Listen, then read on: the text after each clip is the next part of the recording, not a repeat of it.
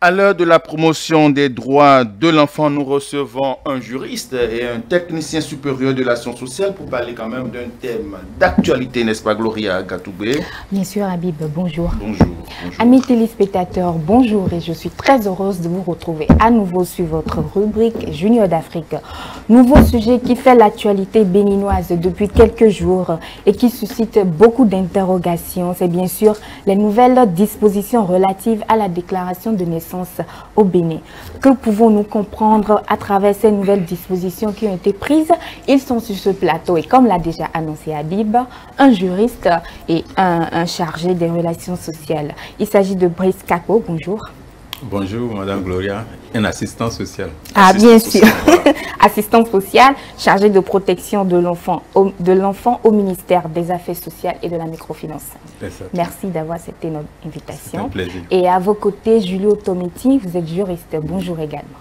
Bonjour Gloria, bonjour. Comment vont les membres de la famille Tometti? Ils vont super bien. Dans la famille Tometti à Abomey. Alors, je reste avec vous pour la toute première question. Dites-nous, que recouvrent les nouvelles dispositions relatives à la déclaration de paternité au Bénin? Bon, il faut d'abord préciser le cadre législatif. Et là, nous allons faire recours à 3 traités législatifs.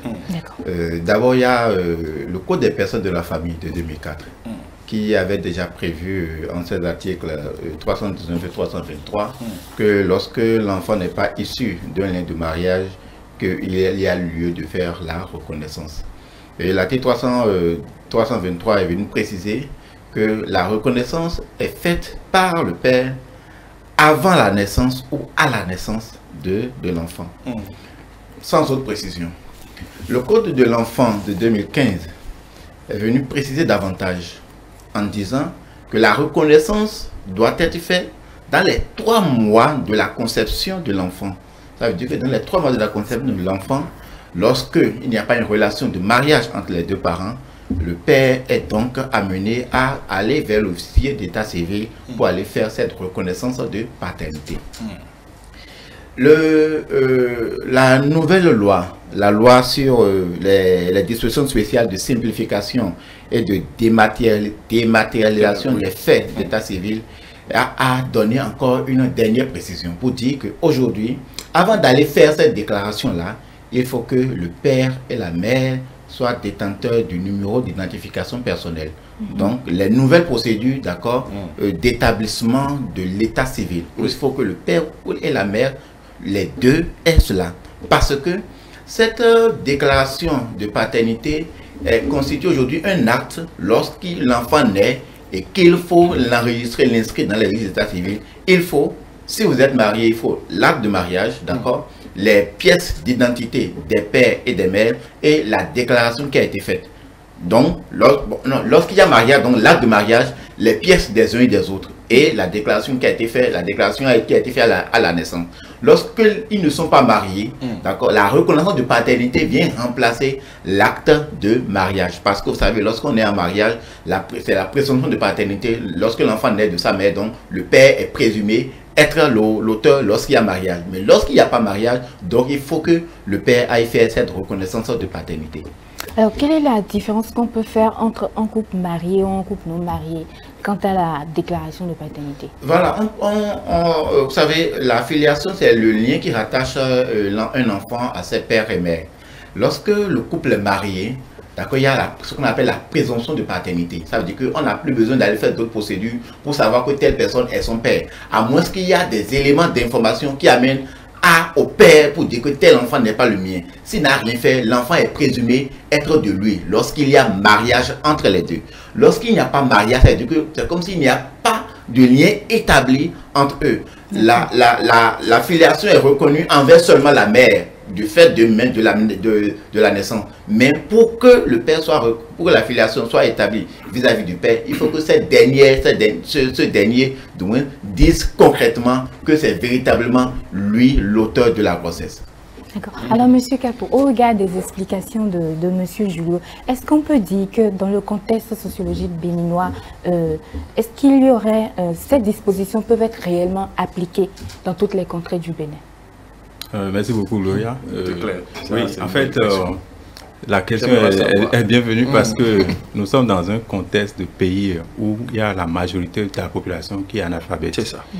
Et donc, près de 70% qui ne pourront donc pas lire ces documents de loi pour pouvoir comprendre les nuances, les subtilités. Et là, le défi pour la population, le défi pour tous ceux qui sont autorités à divers niveaux, c'est de trouver les voies et moyens pour pouvoir communiquer suffisamment autour de cette loi. Communiquer dans les langues locales pour pouvoir permettre aux communautés de comprendre réellement de quoi il s'agit. Et par exemple, clarifier le fait qu'il ne s'agit pas d'une nouvelle disposition, comme Julio a eu à le développer. Cela existait déjà dans le Code des personnes et de la famille. Les précisions apportées, il s'agit de clarifier cela auprès de la communauté pour que chacun sache réellement de quoi s'en tenir par rapport à ces lois. Évidemment, ce n'est pas tâche aisée, mais je pense que c'est le devoir aussi de chaque personne. J'estime que quand on considère toutes nos familles, il y a forcément quelqu'un qui est quand même intellectuel, qui est capable de lire, de comprendre la loi. C'est le devoir, au-delà de tout ce que nous faisons avec nos familles, lorsqu'il y a des questions d'événements heureux ou malheureux qui nous interpellent en famille, c'est une occasion aussi pour communiquer dans ces familles et dire par rapport à telle loi, il y a tel changement qui sont apportés. Surtout quand on considère que nos familles sont en majorité des familles en concubinage. Le mariage légal n'est pas encore légion, ce qui n'est pas bien. Mais comme tel est le cas, il y a lieu de donc communiquer et expliquer que quand vous êtes en concubinage, que ce soit depuis 15 ans ou 20 ans, lorsqu'il y a cette situation vis-à-vis de cette loi, il y a telle disposition à prendre pour pouvoir faire la déclaration de naissance, pouvoir faire la déclaration, l'attestation sur l'honneur et donc faciliter, n'est-ce pas, à l'enfant de pouvoir disposer des pièces qui constatent de point de vue légal son existence. Alors, Monsieur Julio, quelles sont les dates, quels sont les délais exacts de la déclaration de paternité de grossesse? Nous l'avons dit tantôt, c'est dans les 3 premiers mois, d'accord, de la conception. Donc, à partir du moment où la femme va faire ses premières consultations, on lui dit qu'elle est enceinte, à partir de ce moment-là, le père doit se dépêcher, d'accord, pour aller faire cette déclaration-là. Donc, c'est dans les 3 mois. Maintenant, lorsque ça a été fait et que l'enfant naît, à partir de la naissance de l'enfant, puisque la procédure n'est pas terminée là. Lorsque vous avez fait les déclarations dans les 3 mois, vous attendez lorsque votre enfant naît, avec les fiches de déclaration à la maternité ou bien au niveau de la clinique dans laquelle la femme a accouché, il faut, sur la base de la fiche qu'on vous a remis, avec la déclaration, le certificat de paternité que vous aviez reçu entre-temps, c'est-à-dire vous portez maintenant avec ça devant l'officier d'état civil pour vous faire établir l'acte de naissance. Et ça, c'est dans les 1 mois. Mais j'ai quand même une question. Oui, allez-y. Oui, dans le cas où il y a des femmes qui sont déjà à terme et qui n'ont pas pu déclarer leur enfant avant, la grossesse de leur enfant avant, comment elles feront dans ce cas si elles ne sont pas mariées? Si elles ne sont pas mariées, il suffit jusqu'à la naissance, il suffit, puisque la loi a prévu des aménagements, jusqu'à la naissance, la reconnaissance de paternité peut être toujours établie. Maintenant, jusqu'à la naissance, s'il n'y a pas la reconnaissance de paternité, la loi a prévu qu'à partir de ce moment-là, l'enfant porte simplement le nom de sa mère. Et après la naissance, si l'enfant porte le nom de sa mère, ce n'est pas exclusif, c'est-à-dire le père présumé peut toujours revenir faire la reconnaissance. Et là, il y a lieu donc de changer l'acte de naissance qui a été établi. Donc, il faut se porter en ce moment-là vers les autorités judiciaires. Donc, ça fait donc une procédure judiciaire pour remettre en cause ou bien pour modifier l'acte de naissance qui a été fait à la naissance de l'enfant. Ça veut dire que s'il n'y a pas de reconnaissance jusqu'à la naissance de l'enfant, l'enfant est obligé de porter rien que le nom de sa mère parce que la filiation paternelle n'ayant pas été établie. Est-ce qu'un enfant conçu hors mariage, dont le père reconnaît la paternité, bénéficie des mêmes droits que ses frères et sœurs? Non, d'abord, ce que nous disons, ça ne concerne pas l'enfant né dans le cadre d'un mariage, c'est-à-dire ce qu'on appelle en droit les enfants légitimes.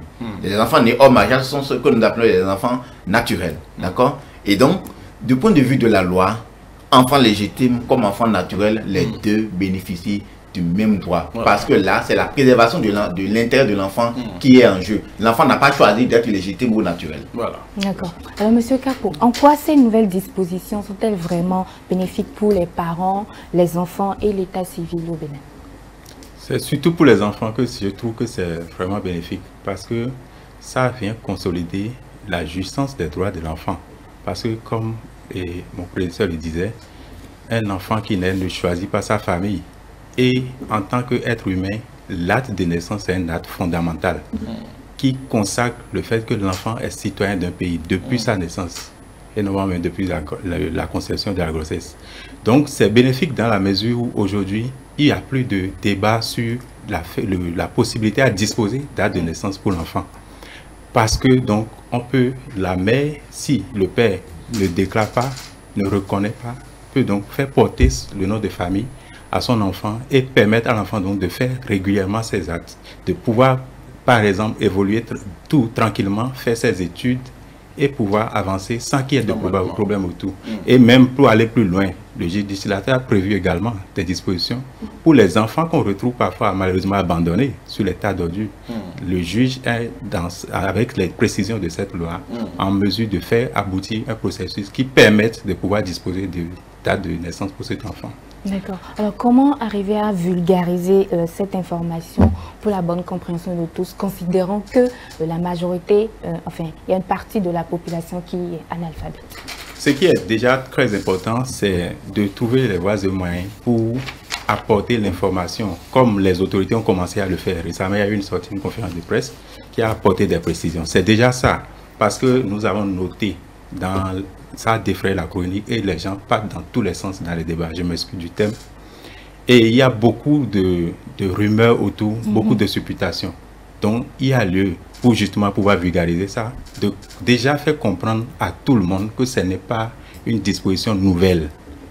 Cela a toujours existé dans notre loi. La précision qui est apportée, c'est tant mieux. Ça permet de situer vraiment chacun par rapport à sa responsabilité. Donc, la vulgarisation, ça va passer par tout le monde. Comme je le disais, moi, je vois ça vraiment en termes de toute personne qui soit en mesure de lire et comprendre une loi doit pouvoir commencer à en parler dans son entourage. Bien sûr, les institutions de l'État vont faire la vulgarisation à travers, par exemple, au ministère des Affaires sociales, les centres de promotion sociale seront mis à contribution pour porter cette information dans les villages, dans les localités reculées. Mais c'est le devoir de tout un chacun de nous de pouvoir discuter autour. Tant qu'on ne va pas faire en sorte que tout ce qu'il y a autour comme rumeur, tout ce qu'il y a autour comme mauvaise interprétation de cette loi, si on n'arrive pas à gérer cela, je pense que ça va susciter une résistance de la communauté. Et finalement, ça n'ira pas vraiment dans l'intérêt que le législateur souhaite. C'est de pouvoir, moi je vois plus loin même pour dire, c'est une opportunité pour nous de pouvoir contrôler, maîtriser notre statistique. Parce qu'un État normalement qui veut se développer doit pouvoir contrôler les naissances et les décès. Et justement, c'est l'autre pan de la question. Tout le monde se focalise sur la question de grossesse, déclaration de naissance. Lors même que la question de décès aussi est tout autant importante. C'est le centre d'intérêt. Voilà, ça fait le centre d'intérêt. Mais peut-être pour des gens qui ne veulent pas faire preuve de bonne foi. Sinon, normalement, lorsque vous êtes dans une relation extra-conjugale, je donne cet exemple parce que c'est le plus patent. Si vous avez des relations extra-conjugales et que cela aboutit à une grossesse, cela va de soi. En principe, c'est une question d'honneur de pouvoir reconnaître l'enfant. Parce que c'est ça la question de l'intérêt supérieur de l'enfant, en fait, qui n'a pas demandé à venir de cette façon. Donc, je pense que c'est autour de ça que ça fait beaucoup de remous. Mais chacun doit pouvoir, en son âme et conscience, être responsable de ses actes. Sinon, pour finir sur cette question, comment, si le père en question dénie la grossesse, refuse de faire l'acte, et que dans le processus, à un moment donné, on est interpellé, mais il est possible de faire des tests de paternité. Et à ce moment, il va devoir répondre de ses actes, puisque ça, c'est de l'irresponsabilité. Les tests de paternité ne mentent pas. On fait test d'ADN, pardon, je n'allais pas les tests d'ADN, ça ne va pas mentir. Et à ce moment-là, chacun doit pouvoir en répondre devant la justice. Je suis d'accord. Alors, moi, je vais continuer toujours sur la même lancée que M. Kako. Quelles sont les mesures transitoires qu'il faut prendre pour éviter maintenant la fuite de certains pères face aux grossesses des femmes? Les mesures transitoires, en l'espèce, il n'y a pas de mesures transitoires. Nous sommes déjà dans l'application de la loi. Pour éviter la fuite de grossesse, hein? Non, ce que moi je dis dans ce sens-là, c'est que c'est pourquoi il faut... c'est une sorte de promotion au mariage. de promotion au mariage. Promotion au mariage. Il faut aller au mariage avant de. Oui, non. Avant d'aller à l'acte sexuel. En fait, n'est-ce pas, Julio? Bon, c'est ma conception. C'est ma conception. Du point de vue de droit, ce qui constate d'accord l'union d'un homme et d'une femme, c'est le mariage. Et un enfant qui naît dans ces conditions-là voit ses droits beaucoup plus préservés, beaucoup plus garantis. Donc, en fait, c'est la norme. Seulement que nous disons que nos réalités socio-culturelles n'est pas encore trop adaptées à cela. Mais je pense que si nous ne commençons pas, nous n'y arriverons jamais. N'y arriverons jamais. Parce que l'institution qu'est le mariage a vraiment des avantages, d'abord pour les parents et aussi surtout pour les enfants, que les gens généralement ignorent. Et donc de ce point de vue, si nous ne sommes pas mariés, à partir de ce moment-là, parce qu'en fait, c'est la vie de l'enfant à naître qui est préoccupant pour le législateur. C'est-à-dire, qu'est-ce que nous faisons pour préserver la vie? Qu'est-ce que nous faisons pour préserver la vie? Encore que sur les questions, comment dire, tout ce qu'il y a, vous savez que l'enfant n'est pas enfant seulement lorsqu'il naît, l'enfant est enfant déjà lorsqu'il est conçu, c'est-à-dire ses droits doivent être garantis. C'est pourquoi les questions d'interruption volontaire de grossesse constituent toujours des infractions dans notre droit positif. Ça veut dire que l'enfant déjà dans le sein de sa mère est protégé par l'État, par nous tous. Deuxième élément que j'ai à dire par rapport à cela, c'est que lorsque vous êtes dans une relation de concubinage ou bien de copinage, il faut que les gens, nous soyons suffisamment responsables, excusez-moi de le dire, aux femmes pour savoir à qui ouvrir ses jambes et aux hommes devant qui descendre sa baguette. C'est essentiel, c'est essentiel. Et en matière d'état civil, tel que les choses sont en train de se passer, surtout pour les dispositions spéciales de dématérialisation, il faut déjà, parce que au niveau, ça vient corriger aussi quelque chose au niveau des adultes que nous sommes. Vous savez, les nouvelles procédures d'enregistrement ou bien de concertation de l'état civil aujourd'hui sont quelque peu dématérialisées. Il faut avoir aujourd'hui le CIP et tout. Beaucoup n'y sont pas encore. Beaucoup ne sont pas encore. Comme certains le disent, lorsque peut-être vous courtisez une femme aujourd'hui, il faut que la femme soit en mesure de vous demander est-ce que vous avez votre CIP. Parce que pour faire la déclaration de reconnaissance, il faut que le père et la mère est le numéro CIP qui est attaché au numéro CIP que l'enfant aura à sa naissance. C'est justement ce qui pose c'est toute une procédure. Ça veut dire que ça commence à nous rappeler de notre part à ce que chacun soit fichier, d'accord, à ce que notre identité soit établie dans les bases de données de l'organe qui s'en charge, notamment de l'ANIM. Donc, ça fait que bon, de part et d'autre, nous sommes amenés à nous sensibiliser réciproquement, à nous amener à aller accomplir ces formalités-là pour voir notre identité établie. Parce que, vous savez, nous parlons notamment des droits de l'homme, mais il y a un élément que nous omettons. Lorsque, Habib, vous n'avez pas de date de naissance, vous n'êtes pas béninois. Parce que vous êtes, comme on le dit, à risque d'apatride. Vous savez, l'apatride, ce n'est pas une mauvaise chose en soi, ce n'est pas quelqu'un qui a fait quelque chose de mal en fait. C'est quelqu'un dont le lien de rattachement à un État n'a pas été établi. Or, l'élément de rattachement à cet État-là, le premier élément, c'est l'acte de naissance. Donc, c'est essentiel que nous continuions, d'accord, à nous sensibiliser pour que